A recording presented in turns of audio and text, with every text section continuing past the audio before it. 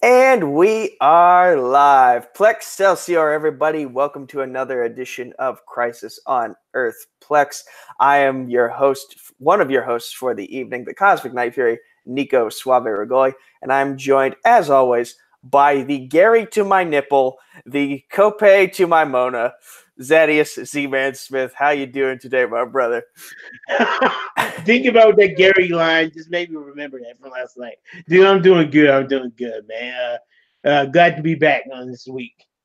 It's good to have you back. It's good to be back. Anytime we get to do this show, regardless of who's watching, is always a pleasure because we just, as the great John Schnepp would used to say, we just get to get sweaty about Exactly. about the nerdiest topics of the week. And speaking of the nerdiest topics of the week, we have plenty to discuss. Starting with, let's get to the Arrowverse, shall we? And Yes, sir. before we get to the shows that happened this week, there was a bit of news in the Arrowverse that I think we should discuss, and that is Emily Bett Rickards, who you know as Felicity Smoke.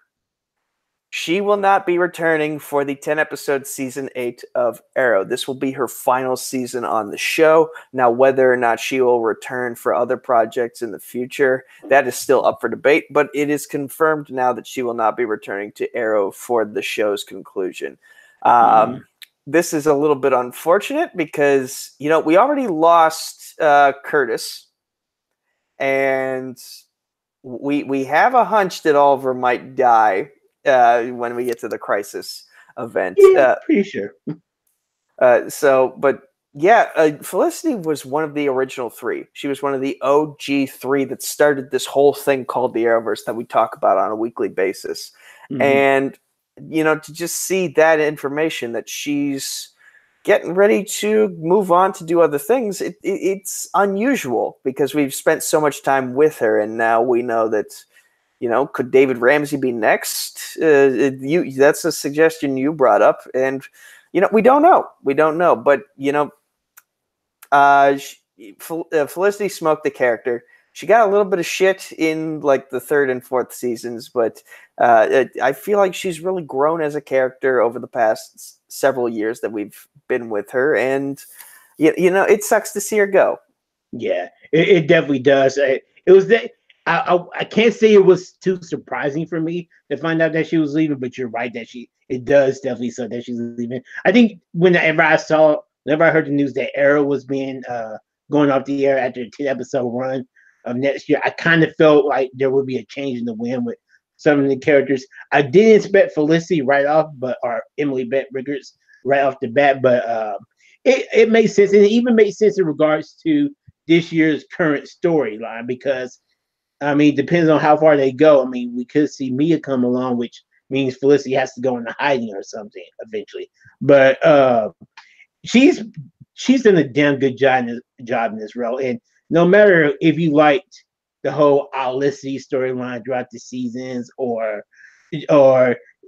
Felicity pining over Oliver whenever he was focused on other women, or all of season 4 in general, Emily Bett Rickards worked her ass off on this role, and she's brought everything she could to the table for 7 years of the show. And you know what? No matter what she does next, she has a fan for life in the Z-Man. So it will be sad to see her go. And again, maybe we might see her somewhere like making cameos down the line in another TV show episode in the Arrowverse. But she decides to ride off in the sunset with her head held high, and she gets a standing ovation from me. I'm actually glad that you brought up the arc that she's currently doing because, it does make sense, and I completely forgot about that. Like, it won't be long before these flash forwards actually become present day.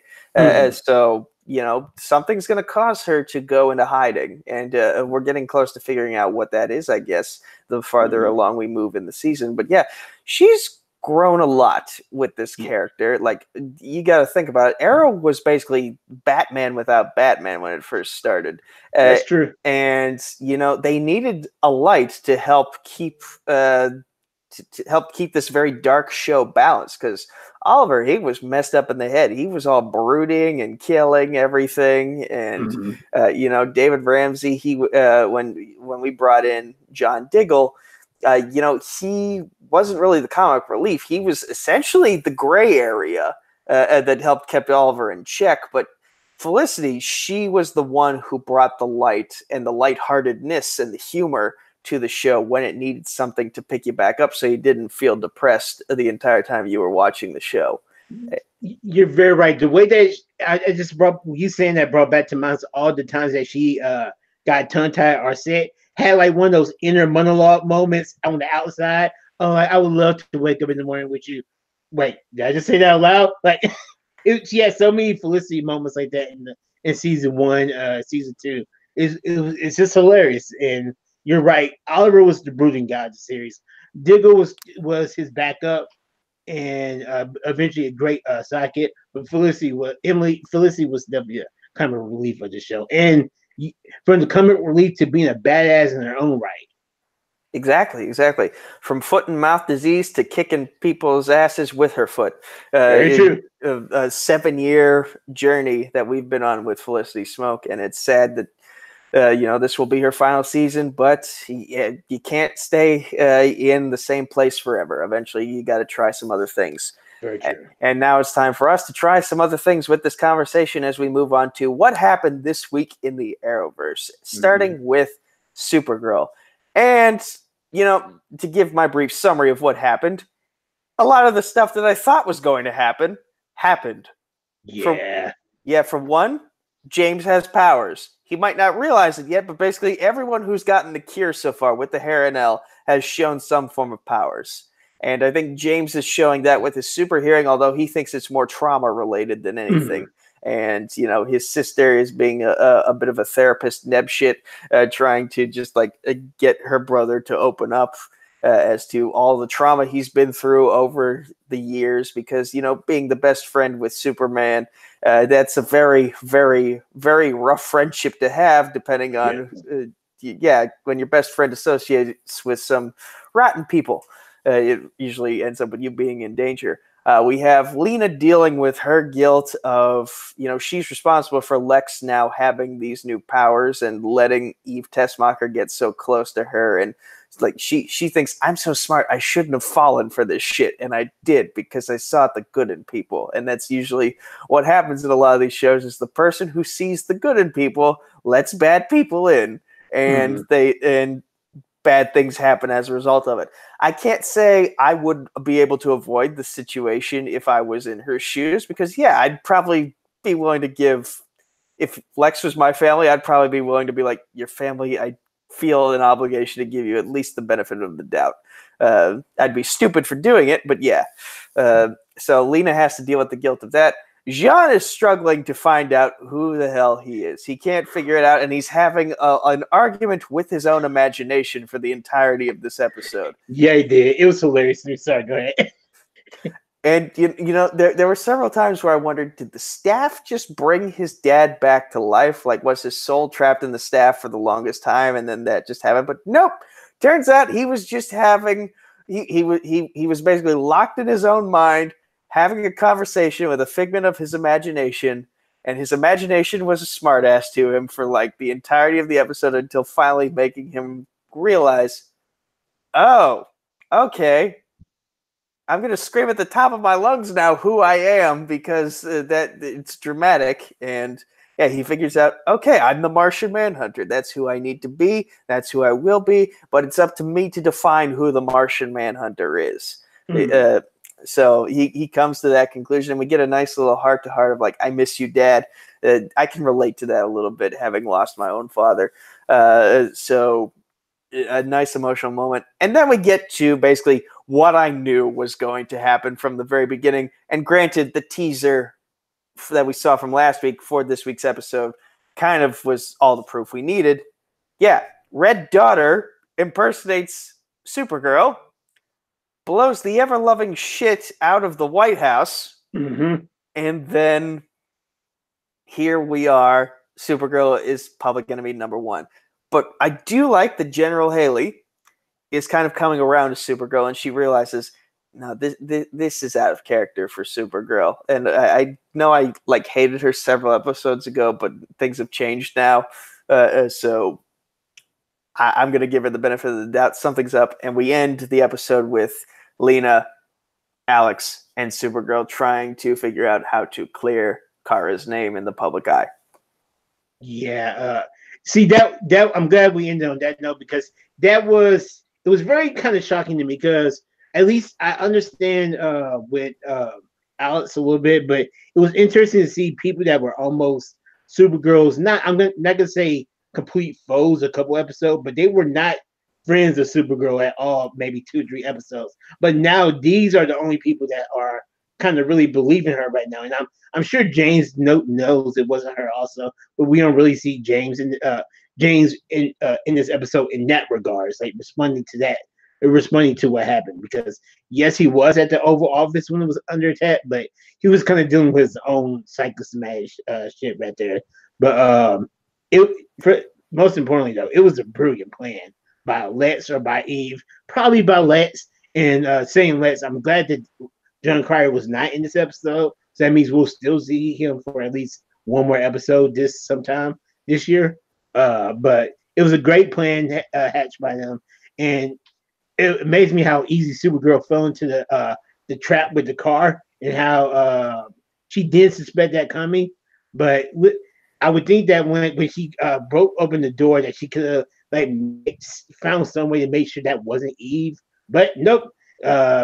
Eve spun the trap on her, and Lex's biosuit, or one of those crypto suits, got latched onto her. And it was deadly how easy Red Darter like cut down some of those sinners. And even though there was no blood being shown, she killed some people. She killed a lot of people in the Oval Office, which was interesting to see. Her interaction with Ben Lockwood, how she said, I'm paraphrasing here, like, it doesn't matter if they see me, just make sure they fear me or something. And it kind of makes me believe maybe Ben might start to realize, hopefully this is just fingers crossed, because it's saying Woodward that he's being played, because James did tell him earlier in the Oval Office that it's Lex Luthor who's been funding your campaign. He's the one that's made you this bit star. He's trying to use you to get his own agenda around. But of course, being Lockwood, being Agent Liberty, being the bit tall, proud man that he is, he doesn't quite believe it. But hopefully, we can see Agent Liberty become. Hopefully, this is the start of a path of redemption for Agent Liberty. But that I liked everything that happened with the Red Darter and how they basically set up Kara. My favorite parts though were the parts with John and his father, because Carl Lumbly, he was being a dick to John.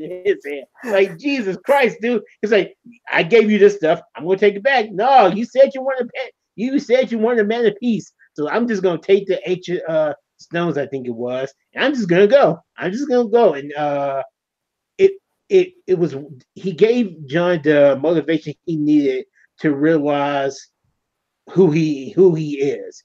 And one of my favorite encounters in this episode was how when Mern was telling John, I want you to be the man of peace, but that doesn't mean I want you to be me. Like, I want you to just be whoever you are. And it was just a good heart-to-heart moment, like, because I think John, over throughout the whole season, he's been dealing with his father's death, but also he's been thinking that he doesn't want to disappoint his father, and by being the Martian Manhunter, he's been trying to be his father. But I think this interaction with the staff, or with the soul of his father, is exactly what he needed to snap out of his, like, listen, I can be both. I can be both a man of peace, but I can also be the Martian Manhunter. And I think that was 100% necessary to kind of bring John's character full circle this season. Yeah, it's hard to be a pacifist. Especially in this world, especially in the Arrowverse world. Yeah, and especially when you've seen some crazy things, like when you've seen your entire home world blown up in front of you and your family murdered in front of you. It's very hard to be peaceful all the time. And, Jean tried to be that, and he realized this is not who I'm meant to be. I need to find that balance, and I think he has. And I think we're going to see more of that balance being shown over the course of the last few episodes of this season. Moving on to Ben Lockwood, I'm glad that you brought up his reaction to Lex Luthor because, since he obtained power as Agent Liberty, Ben Lockwood has not liked the idea of being someone's puppet. He likes the idea of being in control of the situation, of being able to manipulate others to follow him. And so the idea of someone pulling his strings, making him question everything he now believes. For all we know, when he was in that White House and James told him that information in the Oval Office, Ben Lockwood could have been like, so does that mean Lex Luthor might have had a hand in the numerous blowings up of my house, or the that might not be the actual case because we realize, okay, this was a bunch of aliens, but now that it's in his mind, it's going to mess with him. Like he could be thinking, did Lex Luthor have a hand in my father dying that brought me on this path? And is everything? He doesn't want to be a puppet, to basically summarize what I'm stumbling to say. And so just being presented with that information sends him in a downward spiral. And he does his best to hide it, especially in front of George. But, you can tell that's what's going through his mind is everything I know a lie? And lastly, I just want to touch on, you mentioned the laser beams. That's one of the biggest things I have a problem with in this show is that the laser beams, whenever they hit a person, it looks like nothing has happened. It reminds me so much of the Power Rangers when they'll get hit with a sword in the chest and there'll be nothing wrong with them afterwards. It does. It really does. Like these are red hot laser beams. Like people, y'all should be blue hot. So I mean, people should be incinerated. I would think, like upon contact. Like, but no, they just get.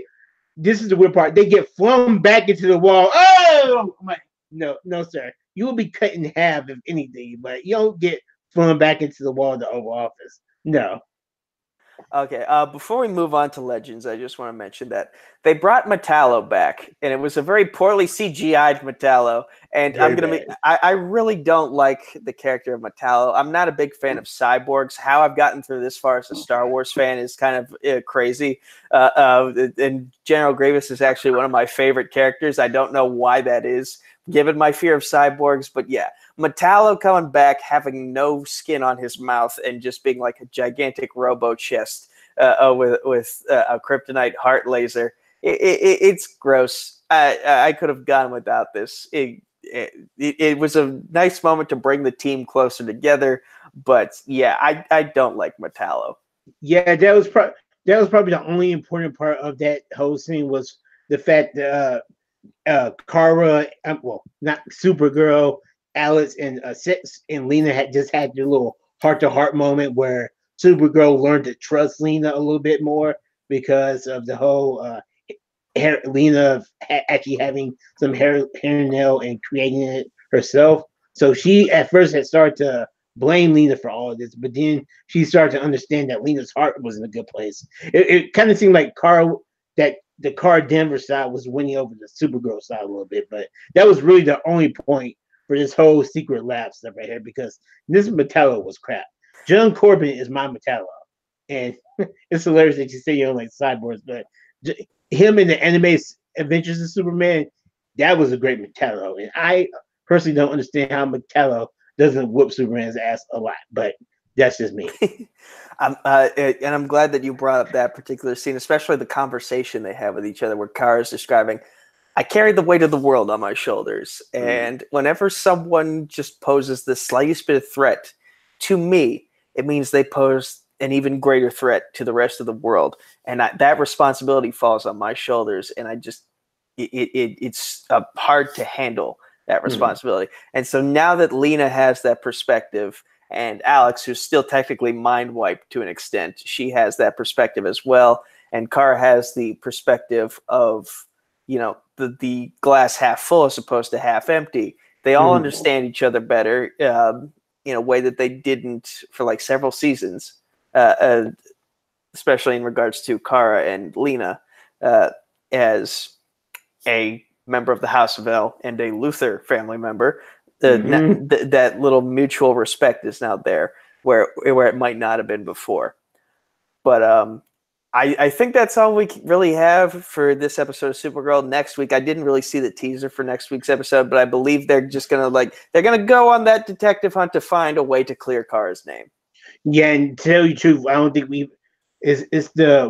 today is the fourth. No, the third. There's not an episode next week. Okay. Supergirl goes on a 2-week break also. So literally next week, all we're gonna have is Legends. Hey, segue. The CW schedule is so weird. But yeah, so basically when Supergirl comes back, we're going to get that little hunt for proof of clearing Supergirl's name. And also, Jean has gone off to Mars, so they're not going to have the actual detective helping them with this. That's true. And I'm sorry. I forgot to say something just a couple minutes ago. I was kind of rude in saying that all we're going to have is Legends next week. Also, and probably most importantly, In the Dark premieres tomorrow. So we're also going to have In the Dark next week as well. So we'll have Legends on Monday and In the Dark on next Thursday. Oh my God, it's a happy day. It's a happy week. I can't wait till that show premieres. I'm so curious about the show right now. Oh, good God. Good God. It's become a running gag, but I really also want to check out this show.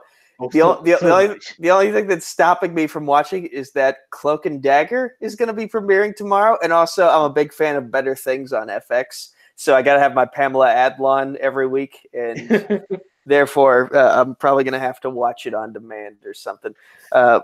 But now we move on to Legends. Let's let that segue pay off. We move on to DC's Legends of Tomorrow. Finally, it came back. Bebo was not back, but still the show itself was back. And basically, we're picking up where we left off in that Mona. She's recovering from the Konane scratch. Kope is the specific name of the creature. Konane, I believe, is his name. Am I getting that correct? Yeah, you're right. Yeah, the werewolf creatures are called Kopes. Konane is his name. You're right. Okay, so basically, the Time Bureau is going off of doctored footage that apparently Hank was aware of. For one thing, we find out later in the episode that he set the whole damn thing up because he sees potential in using these magical creatures as weapons. And, they see Mona as a fugitive who helped Konane escape. She sends him into mid-1900s Mexico, where he becomes a professional luchador. El Lobo, shout out to Jim Green. Wow. So basically the Legends are trying to track down Mona and Konane. They send Zari in to sort of investigate the footage to see if Mona might have a point about there being some sort of cover-up going on. Zari finds out she's right. It's just a matter of finding the original footage. So she and Nate, apparently something's starting to brew with those two. Yeah, man. And the fact that Nate's mom kept mentioning babies didn't really help either. And Zari's excellent, and the word was excellent, childbearing hips. That's what the mama said. That's not my words. That was Nate's mama. So. Good God. Great. Good God. Yeah. I would. Did she do a spit take? No, she almost did. She didn't spit it all the way, but you can see it coming to her cheeks, and she swallowed it before she did. Okay, I feel like it would have been great if a spit take happened, but then again, you have to dial the humor back a little bit, so I understand completely. But yeah, they get the footage. They get the cell phone off Hank. They find out the footage was doctored. They find out the proof, and eventually, once the rest of Legends find El Lobo, as we're now calling him. They find him in Mexico, and Sarah is shown this proof, and she spends the rest of the episode trying to convince Ava, "Hey, there's a cover-up going on. You might be in trouble." And we find out towards the end of the episode, Ava don't give a shit. Apparently, she's just trying to do her damn job. This wasn't in her description to begin with, taking care of magical creatures. So yeah, that. Apparently, we get a breakup over the rights of magical creatures. which is not a thing I expected to happen in the show. But, and I've made a couple predictions and they've been right so far. So I'm going to make another one. I have a feeling that this breakup is going to be over as soon as next week. Because, I think they've done that before where they broke someone up and then brought them back together within a week. It might have actually been Sarah and Ava. I think it was, yeah. So I think this is going to be a very short fight. I think something's going to happen that's going to change Ava's perspective very quickly, and they're going to be brought back together. But for now, it seems like they're donezo for at least the next couple days. But let's get to the actual action of the episode because I'm kind of jumping around randomly. They did. So while El Lobo is rising to stardom, I believe his name was El Culo? El Cura. El Cura. El Cura, which which I was wondering, are they not allowed to use El Santo, which is an actual lucha legend who actually was in movies and TV dramas of all different types and was basically hailed as a hero in Mexico. So many people attended his funeral. And so I'm just wondering, was this either before his time or after he had passed, or could they just not obtain? Was there a legal issue that prevented them from using El Santo and instead having to go with this El Cura character who I've never heard of? And if this is a real luchador, it's someone I've never heard of. But basically because El Lobo came to stardom for being John Cena and Brock Lesnar combined and just squashing fools left and right, El Cura got left in the dust. He's drinking at the bar, sulking, and John Constantine is like, hey, bloke, you got to get back in there. You got to find your magic again. And it leads to a mask versus mask match. Loser leaves town, which I thought was interesting. And but what were you going to say? Yeah, it was very interesting, especially that it was basically the title of the episode. Please forgive me if I'm mispronouncing this. Lucha de Apuestas match. Yes, which is you say, the mask versus mask match. Yes, yes, and basically the fate of time itself revolves around that match actually happening, because when they took Konane out of the timeline and he never showed for that match, it got viewed as censorship by the government. There was a revolution, and then I think martial law followed. I'm not entirely sure if that was the case, but yeah, shit went down and shit did not go down pretty. So the fate of Mexico itself lies on this match taking place, and that Mona tries to convince Konane, hey, listen, things are going to be better if you take the dive here. If you just lay down and let El Cura, which now that I think about it is kind of like Hulk Hogan, you got to let him go over, to use wrestling terminology. And it takes them a while, but they figure some stuff out. To an extent, El Lobo still ends up kind of kicking the shit out of El Cura throughout the match itself. But then Ava's Time Bureau agents come in with the task of taking down Konane. And that actually creates a nice little moment where the crowd and the legends revolt against the Time Bureau agents, and it unites El Lobo and El Cura. In the ultimate tag team, the Mega Powers have that handshake, if you will. And the crowd erupts in applause. El Cura gets his spot at the top back, and Lobo is free to leave and go with Mona and go on to greener pastures, or so we think. And before we get to what actually happened when they try to flee off together, we get an interesting saying from Mick in that he, Mick has become a best-selling author in this universe. Well, we need to point that out now. Like he's really good at writing. He's really good. So much so that his book actually gets referenced by the characters. And with that, he doesn't let Mona know that he's the actual author of the book that she referenced, but he says, hey, listen, they don't end up together because they're from two different worlds and they can't really leave their world to go be a part of this other world. So they love each other, but they can't be with each other. And Mona comes to that conclusion as well. And right as she's coming to that conclusion and having to let Konane down, he gets shot to death. And then somehow the Kopei curse or whatever gets passed on to Mona, and she beats the ever-loving shit out of the Time Bureau agent that shot him. And so many questions. Yeah, that was a sad way to see it end.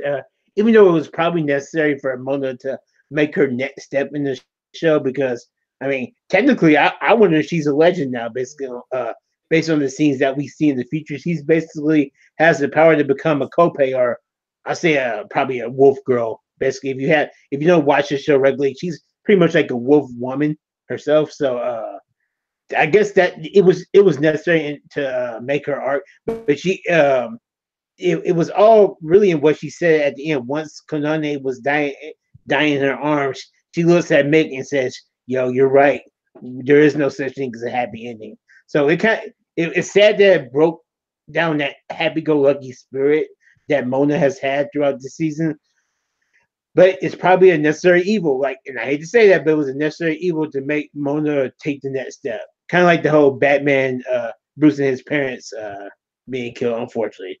But besides that part, though, the wrestling match was great. Even though it was. El Cura was getting his ass kicked, but whenever the agents came in, that was great. I think El Cura even pulled up. He got his cell phone out and dialed up 3 magical numbers, if I'm not mistaken. He dialed up a 619, sir. Yes, the 619. The 619, which, by the way, a lot of big people have been doing as of late. Yeah. I guess it's just something that no matter what size you are, that if you have that flexibility, you can pull that move off. Because he did great, and again, the way that match ended, it was definitely the hero moment he needed, because basically he's saved Konane from being shot in the middle of a ring, because one of the government agents, well, technically the Time Bureau agents, but it was some guys in a black suit and tie that was in the ring that was about to shoot El Lobo, and here comes the conquering hero El Cura doing his basically it was a regular, just a 180 splash at the top. So I think it was just a moonsault that he hit on a standing person. So yeah, that's right, a standing moonsault. So no, that was nice. Standing moonsault is different. It's that where when you don't go to the top rope and you hit the moonsault. What he did was he hit a moonsault on someone who was standing. Standing, that's right. So, but it again, for a big guy to be doing that and not break his neck. Yes, I'm talking to you, Brock Lesnar. It was a pretty graceful match. Pretty graceful move, and it basically led to the scenario that everybody was wanting. So I liked everything pretty much about this episode, especially the whole Zari and Nate thing, and maybe some possible hints that there could be something into the going on between them in the future. Even though, how much does it suck for Nate that he gets involved with 2 women from different time periods? First of all, he gets involved with Amaya from. I know, right? From I forgot that. I forgot that she's from the future, and his last relationship was from the past. Like, Nate, come on, man. There's got to be someone in the present day for you. There's plenty of fish in the sea of 2019, Nate. Go for one of them, but who knows? Who knows how far they take that relationship or possible friendship? It'll be interesting to see. But what I hated in this episode, and Miller like who I hated in this episode, was director Ava Sharp. I think she was a big old asshole in this episode, and I understood she needed to do her job, but the last scene, first of all, I didn't understand how she could witness everything that the Legends have done throughout to help the Time Bureau. Yes, they've hurt the Time Bureau a lot by causing anachronisms throughout last year and stuff like that. But the Legends have always found a way to clean up the mess. But she showed no faith in Sarah or the Legends in this episode, and when Sarah told her, yo, let's take care of this. We got this. No, she still sent her own guys after Konane. But the worst part to me was at the end of this episode when she was Sarah was trying to appeal to her about like these are creatures that are like she was trying to appeal to Ava's good nature, like that this creature was just being hunted down. He was actually the innocent person in this case. It was your boss that was trying to railroad him and do experiments on him. But Ava just turned, like you said, didn't give zero fucks about it. And she said if he needs to, I think the line was, if he needs to do experiments to find out how we can take down these monsters easier, fine, I'm fine with that. Pause. Excuse me, ma'am. Do you not remember that you yourself are an artificial clone? That's my whole thing. I mean, pot, meat, kettle. Like, technically, in a way, you are a monster, man. So if they wanted to do experiments on you, would you be fine with that? That completely pissed me off. She is an experiment. Exactly. So, like, how could you turn that much of a blind eye to Ava? I mean, to any of these monsters, or at least the monsters that have proven themselves to have a heart in this season. Like that.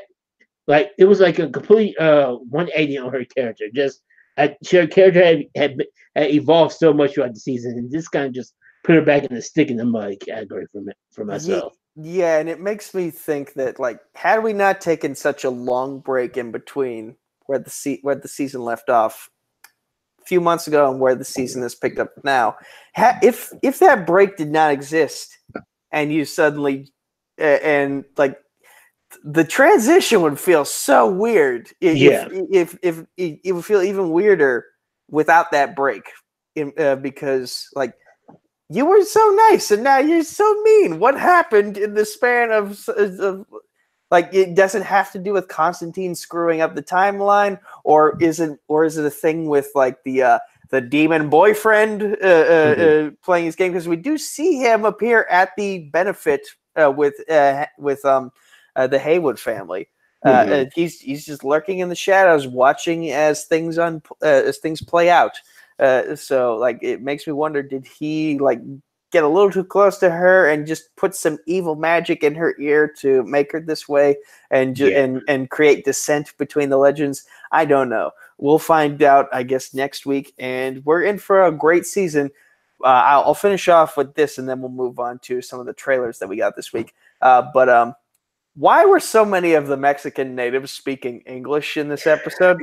I noticed the same thing. I won't, and you know what? Again, if it was just Mexican Americans, yeah, but this was like they were literally in Mexico, 1961.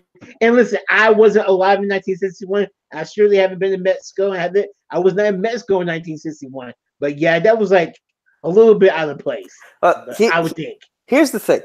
We know in season 1 they had universal translators, but it's been so long since then that like we kind of need a little bit of a reminder if they're still using those universal translators. You got to reintroduce that to people, like, because hell, we've been watching since season 1. I'm glad you said it because I completely forgot about that. But that's something that you need to reintroduce to people. It is. But other than that, fantastic episode. I now understand that Cope were basically just Hawaiian werewolves with royalty complexes. So now that I understand the full mythology, also, how did the werewolf part of that get translated to her without being bitten? Unless it has to do with her being scratched. Most likely. That's what I figured. There's still a lot more we need to learn about the Cope, and I think we're going to find out in next week's episode, which I can't wait to see what happens. But now let's get to the trailers that took place this week, and then if we still have time, we can discuss some of the other things I wanted to discuss. But Did you see the little Avengers TV spot trailer that came out this week? Nico, as much as I said 3 weeks ago, and again, you're welcome, America. You're welcome. How I did not need to see. I find the tape, people, because I think I said I do not need to see another Avengers trailer until the movie comes out. I'm so hyped for this. Then Marvel just said, "Okay, oh yeah, oh, you don't need to see another one." And they released one the next day. Again, you're welcome. And then they released the one yesterday. And safe to say, of course, I watched it, but even got my tickets. Woo-hoo. But, I did too. Actually, my sister got the tickets. She's been doing an entire MCU movie marathon over the past week or so. She's almost at the finish line. And, we're going to be seeing it, I believe, on the Friday night showing. Mm-hmm. We got a couple side seats at IMAX, so we're going to be enjoying it. 3 hours. I'll get an adult diaper, so in case I have to pee, because we're in for the end game. We're in for the end game. It's gonna be great. It's gonna be a great movie. I've heard people say there were some things that they necessarily didn't want to see in this trailer. However, again, it was I think the whole trailer, including the go buy your tickets now, was like 1 minute and 1 second long. So they didn't show you too much, and it wasn't stuff that you didn't know was already gonna happen.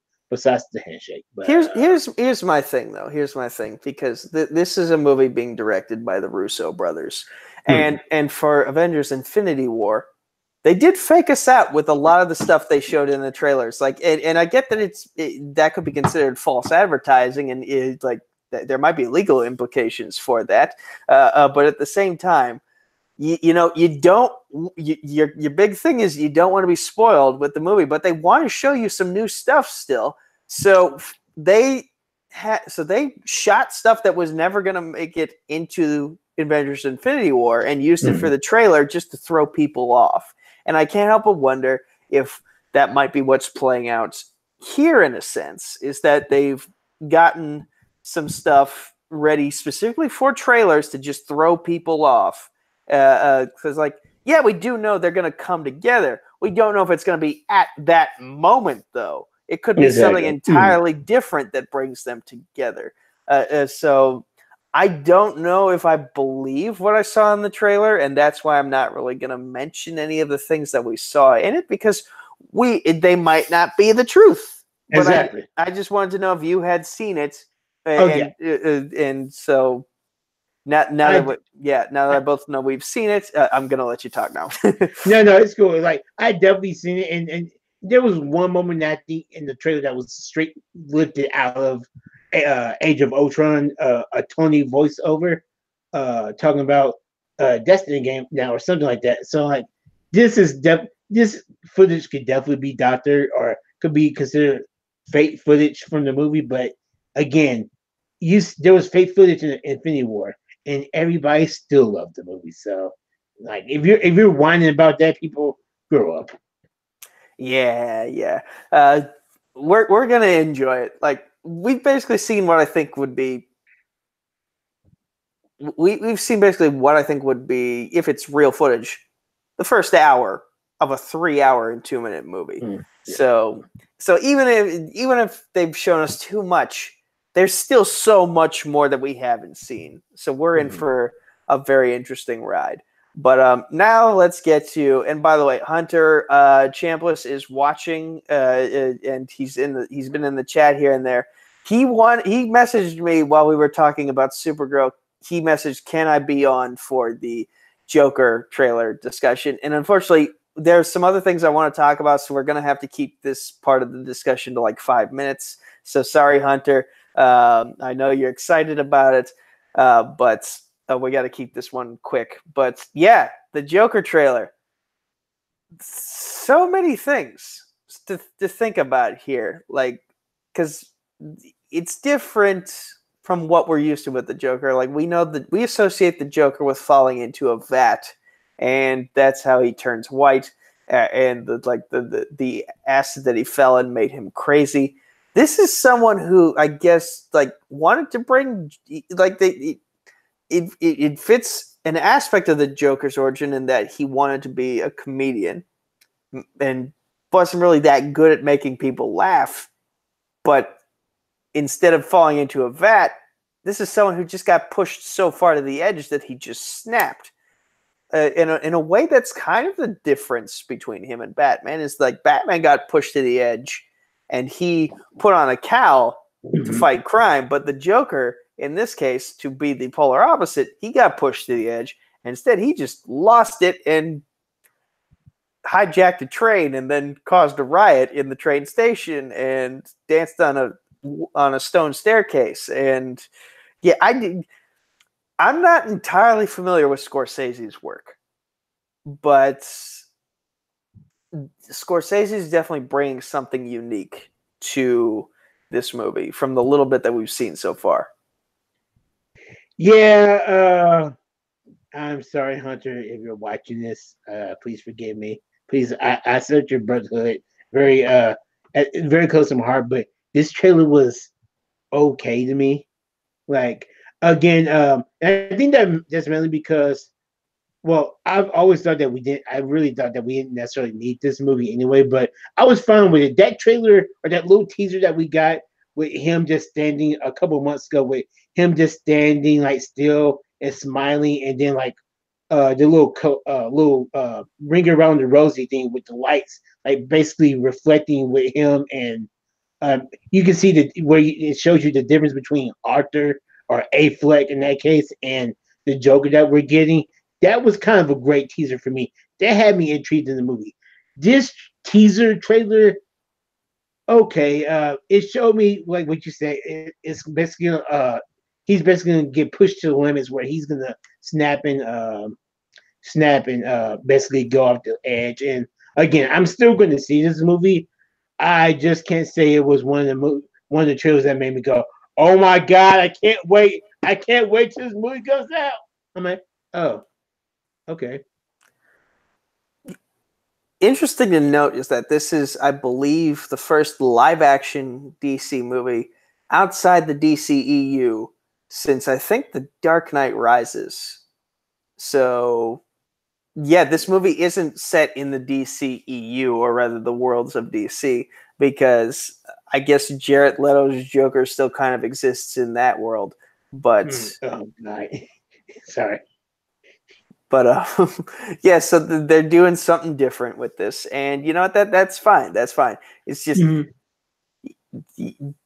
I'm kind of half with you in that this wasn't a trailer that will make you jump out of your seat and go, "I have to watch this movie." But it did make me curious enough to want to go see it because of how different of an approach it's taking. And Hunter just mentioned in the chat, I love how this is taking a mental illness approach to the movie, taking that element of one bad day and making it one bad life, and time after time he gets out down. Plus that boy is Bruce Wayne. I feel like there was some grammar issues lost in there at the end of that but I get where he's coming from. And yeah, oh wow, I just thought about the boy. I didn't think about that.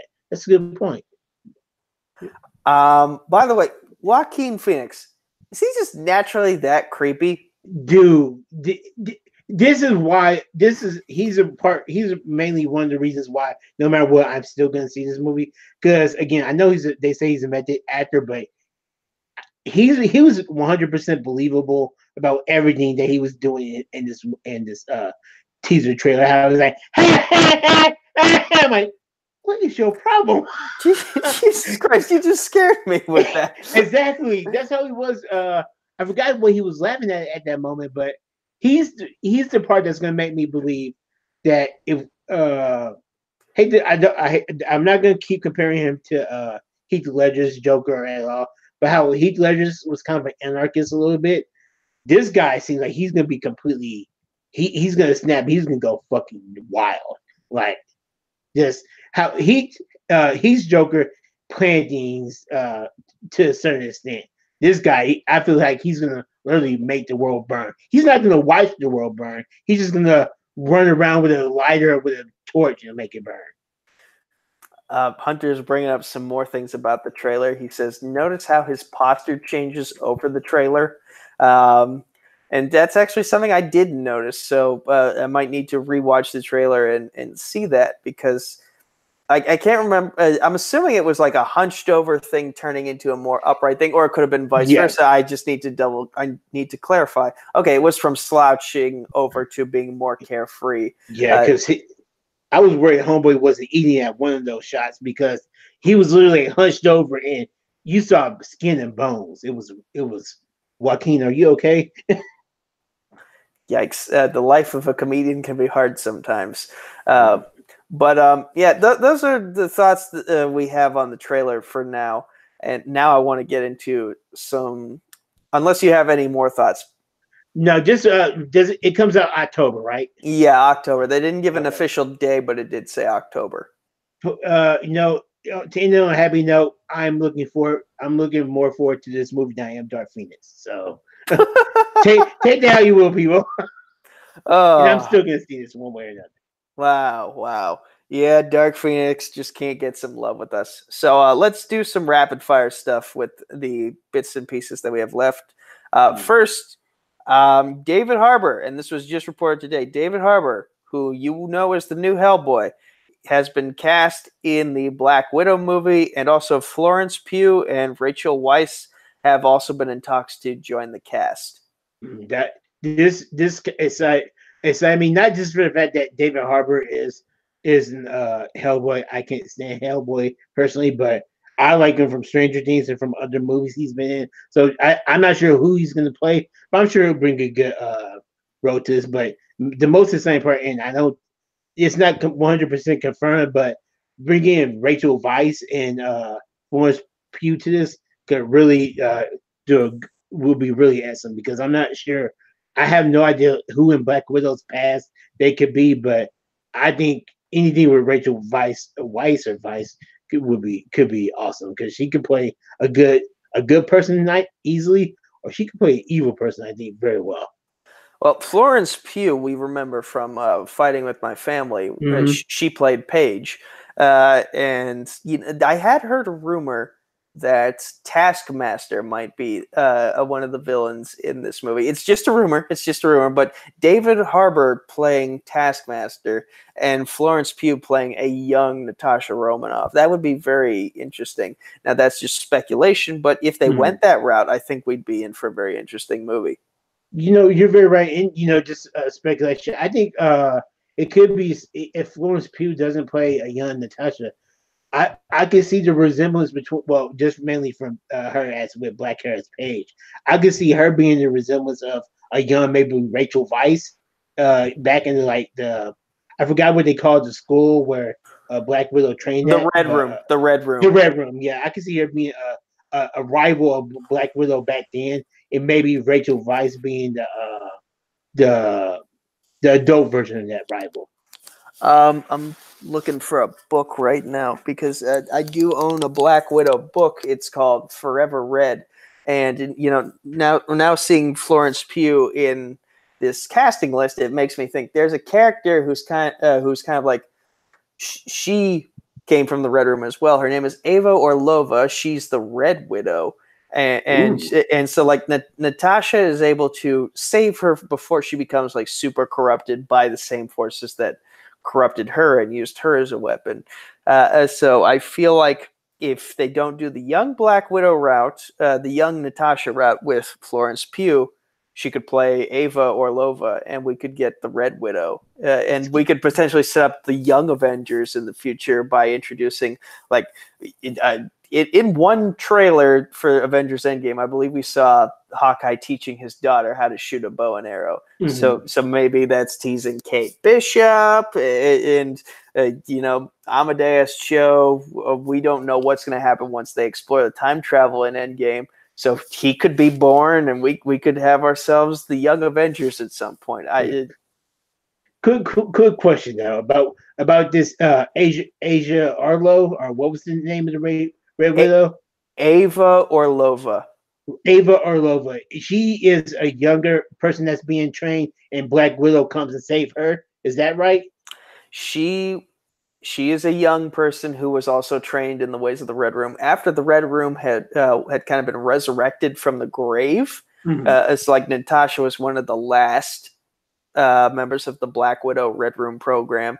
And then in the book that I read, someone brought it back, and Ava was one of the newest agents that they were training. And so, and Natasha, she gets wind of, someone started up the Black Widow program again. I got to save this girl.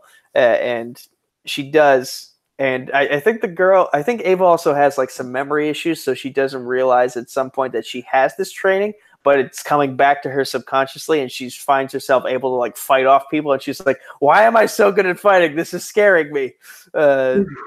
This concept kind of scares me just a little bit, mainly because it sounds like Jennifer Garner going to save a little girl that has like magical power that can like sling a little necklace around.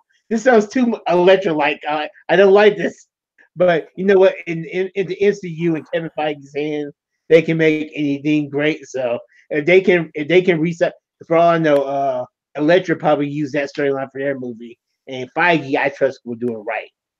I trust that as well. And again, we're just speculating, and also I only got halfway through the book that I'm referencing, so like I have no idea how it ended. I really need to pick up that book again. But yeah, so that's there's some Black Widow movie rumors. Captain Marvel crosses the $1 billion worldwide mark. Congratulations to Brie Larson, Samuel L. Jackson, and all the people who worked on the Captain Marvel movie. You proved the trolls on the internet wrong. You did. Suck it, trolls. Yep, suck it. Suck it hard. So I don't think we really have anything more to say other than that. And Cloak and Dagger, we're excited for it. And Cloak and Dagger will become a regular part of the show's discussion starting next week. We will watch episode 1 tomorrow, and we will talk about it next Wednesday on next week's edition of Crisis. And then we'll watch episode 2 the next day, and so on and so forth. Every episode of season 2 will become a regular part of the discussion of Crisis, and we look forward to doing that. Yeah, and tomorrow, and don't forget, tomorrow's episode is pretty much 2 episodes back to back, so it's like a 2-hour season premiere. And people, I promise you that once we'll be talking more about Cloak and Dagger again, like you said, every week. And I promise you, for myself, in one way or another, even if you had to go to my Stardust app, you will also see reviews of In the Dark on CW that premieres, I know the time this time, at 8 o'clock Central, 9 Eastern. I will DVR it every week just for you people. Just for you. I hyped it up enough just for you. CW, you're welcome.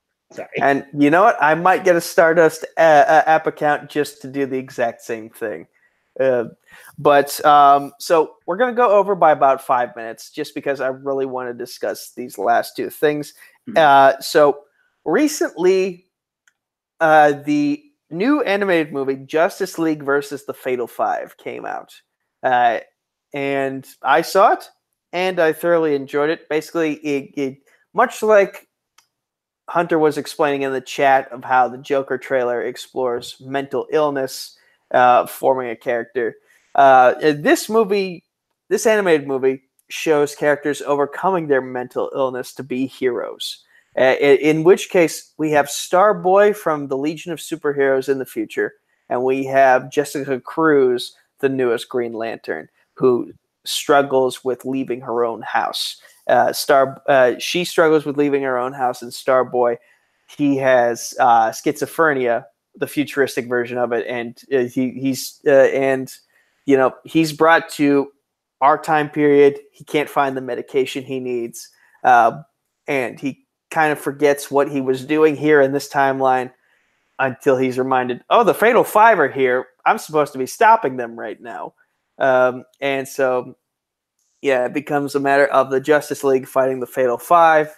And, Jessica Cruz comes into her own as a character in this movie. She's these 2 mentally ill characters are helping each other cope, helping each other be better people. They're the only ones who can really get each other over their own humps and be the best heroes they can be. And I don't want to say anything more simply because I don't want to spoil anything. But Zadd, with that little description, are you now interested in seeing this movie? Yeah, very interesting. Because at first, I wasn't quite so sure because I wasn't sure if it fell into continuity of all the other DC animated movies. It doesn't. Like It doesn't. It's kind of more set in. It has more of a feel of like the old Justice League animated series. okay, But I don't think you can really say it's set in that universe. It's just drawn as if it is. yeah, but your description of that it definitely intrigues my curiosity a little bit because I would like to see more because this Jessica Cruz girl, Jessica, right? Yes, Jessica Cruz. Yeah. And by the way, Miss Martian and Mr. Terrific are also characters in this Oh, movie. really? Yes. Oh no. Okay, I did not know Mr. Terrific was part of this. That's it would be cool to see. I'm guessing his name is Chris Holt in the show too, but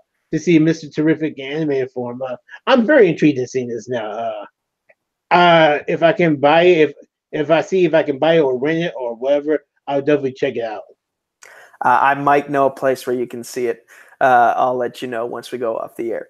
But also, the other thing I wanted to talk about is a few hours before we went on air, Marvel HQ's YouTube channel released another episode of their Marvel Rising series. For those who don't know what that is, Marvel Rising is essentially it's the Young Avengers and everything but name. It's the formation of a bunch of kids with superpowers forming a team, coming together, and learning and growing and how to be a team. Like their official title is the Secret Warriors, and they're basically getting mentorship from Captain Marvel with the occasional help from Steve Rogers. And it features characters like Daisy Johnson, aka Quake, who's actually voiced in the series by Chloe Bennett, who plays Quake on Agents of S.H.I.E.L.D. We have Dove Cameron playing Gwen Stacy, aka Ghost Spider. They're going with the Ghost Spider name for her Spider-Woman persona. We have Inferno, the Inhuman, who kind of replaced the Human Torch because we lost those rights with Fox. We have Squirrel Girl, Kamala Khan, aka Miss Marvel, and Lockjaw, the Inhuman Dog. Lockjaw, dope. Sorry, he was the one good thing about that show, about the show Inhuman. So, and a version of Patriot whose first name is Rajan. He's kind of like a student of Steve Rogers and also trying to be like the most perfect S.H.I.E.L.D. agent ever. And we have Hala the Accuser as one of the main foils of this series, played by Ming Hua. Yeah, Ming-Na Wen. Ming-Na Wen, who you know as shoot, why am I blanking on her name in Agents of S.H.I.E.L.D.? Agent Melinda May. Yes, Agent Melinda May. Thank you very much. I'm sorry, I had a brain fart there for a second. But yeah, they brought in a lot of people. They brought in 3 people from Agents of S.H.I.E.L.D. In Ming-Na Wen, Chloe Bennett, and Dove Cameron to portray some of these characters. And, the show is a great way to explore the characters who don't really get a lot of representation. You have people of all different shapes, sizes, and colors being portrayed in the show or in this series. And, they started off with a couple shorts that formed one 25-minute special. Then they did an 80-minute movie, which aired on the Disney Channel, and you can watch it on the Marvel HQ channel. And then they did a special with Ghost Spider for their 3rd, and this 4th one was the introduction of Riri Williams, aka Ironheart. That was 45 minutes. So if you have some time, go to the Marvel HQ YouTube channel and check out these animated specials because they're very fun, and they have a very unique soundtrack too, which I thoroughly enjoy. And I feel like if you're a fan of some of the newer stuff Marvel has been doing, this is a good place to go to watch some of these characters explored and fleshed out in a cartoon series for the first time, whereas they had only been really explored in comic books beforehand. Wow. I'm glad you said that because I had heard about this series a little bit because I follow the beautiful, talented Chloe Bennett on Instagram. But I heard about it a little bit when she was pubbing it, but I really haven't heard about it very much out like in the world or like on TV or anything. So I'm glad you're bringing this up because this everything that you're all the characters that you're talking about really makes me intrigued to see this, especially with you said Ironheart, Riri Williams. Yes, Ironheart was just introduced in today's special. They kind of keep it close to the vest as to when they're going to release the newer specials. Like they'll just be like 3 days beforehand. They'll be like, "Here's when the next one's coming out." And if you follow the channel, you'll get that reminder. But if not, you'll just be like, "Oh, okay, this popped up. I'm like a week or so late to the party, but yeah, I'll check it out." Do you know how many episodes I need to catch up on with the shorts and stuff? Or so I will send you everything once we go. Excuse me. Once we go off the air, yeah, you can get caught up at your own pace because that's the beauty of YouTube is that you can get caught up on your own pace there. And yeah, I think you'll thoroughly enjoy it. I certainly know I have. And yeah, if you want to see someone who looks like you represented on screen in the Marvel Universe, this is a good outlet to do so. That's cool. That's very cool. This thing's very interesting. I'm glad you said that. And with that said, I can't think of anything really more left to discuss. I think we got through our entire list. So that means all that's left is plugs. But before we get to plugs, for the few people, and by the few people I mean Hunter, obviously subscribe to Multiplex, like this video, like the other videos that we've done over the past couple weeks. Share this video with all your friends who like Innergeekdom stuff and want to hear people talk about it. And just help this show grow. Help this show grow so that we can keep on doing it. Because ratings matter. Ratings matter. And if the ratings aren't there, what are we doing the show for other than for our own personal amusement? Not that that's a bad thing, but still, we want to have a reason to keep coming here and talking about the stuff that makes you sweaty. Am I right? You're very much so, good sir. But Zadd, where can the good people of the internet find you? Good people, as my co-host just said, please save us from being snapped. Don't let us get snapped away. The end game is not. Don't let us go away with everybody, please. But anyway, if you want to find me, you can find me on Facebook, Twitter, or Instagram at Zaddeus Smith. That's ZA2Ds Smith. Or you can find me on Instagram at Zaddeus, again, ZA2Ds or on Twitter at _ZADD. And don't forget to go see Shazam this weekend because it does open up this weekend. And I personally think that you should see my reaction to the movie on the Stardust app at Retribution Z. That's how you can find me. I always post my reactions on my Facebook page as well. So if you follow me at Zaddeus Smith on Facebook, you'll see the reaction there as well. But also see me doing trivia matches all around the internet. And of course, every Wednesday, we're bringing you the best entertainment news there is right here on Crisis on Earthplex. Mr. Nico Suave Regoli. Damn right. And Zadd, you'll be happy to know I took a page out of your book and I now have visual aids as well. Yes. So let's go down the list. First, you can find me on Facebook, Twitter, YouTube at Nico Suave Regoli. You can see how it's spelled up here.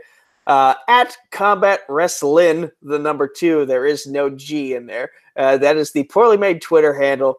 Combat Wrestling Trivia is the name of the Facebook group. Combat Wrestling Network is the name of the YouTube channel. If you like wrestling trivia, if you like wrestling in general, come find us on those outlets, and we'll get you a match. And by the way, every Wednesday or Tuesday, depending on their availability, go check out the Raw and SmackDown breakdown hosted by our good friend Adonis Nazario and JB3, James Berryman III. They put in a lot of work, and they deserve your viewership if you are a wrestling fan, so go check them out whenever you can, especially considering it's Mania week, and so they gave all their thoughts on the go-home shows for Raw and SmackDown a few hours ago. You can find me on Dedicated to Art. That's the name of the Facebook group and the YouTube channel. Not the Facebook group, but the Facebook page. At D2A Channel is the Twitter handle and Instagram account. And right here on Multiplex Entertainment, that's the name of the Facebook group and the YouTube channel. The Twitter is at Multiplex YT. The Instagram is Multiplex Entertainment Network. tpublic.com/user/multiplex. And by the way, hashtag Kofi Mania, because yes, sir. Yes, Kofi Kingston, we're rooting for you here at Crisis on Earthplex. It's finally time after 11 years for you to be the WWE champion. Excuse me, sir. I think you did that wrong. It's finally time for Kobe to become the WWE champion. Yes, sir. Damn right. Damn right. We love you, Kofi. We love you. But yeah, again, check out Crisis on Earthplex on Multiplex Entertainment every week, every Wednesday, usually starting at 9:30 and ending past 10:30 when we're supposed to on the Eastern time. But yeah, that's Zadd. I'm me. This has been Crisis on Earthplex. And if you're ever in a crisis, come find us.